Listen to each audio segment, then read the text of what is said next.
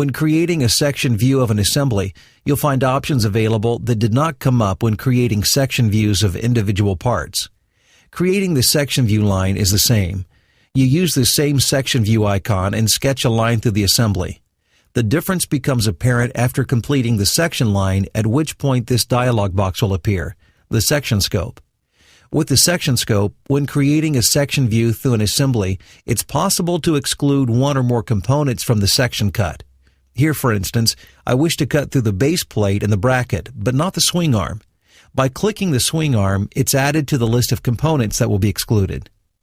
Before I click OK, I'm also going to check the auto hatching option.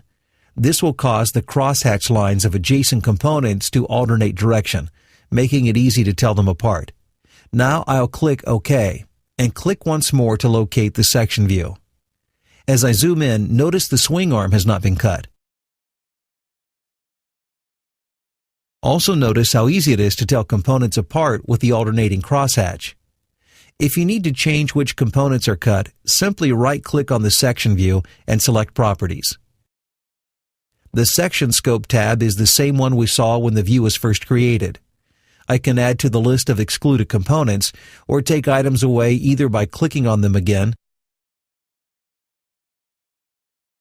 or by highlighting an item and pressing Delete on the keyboard.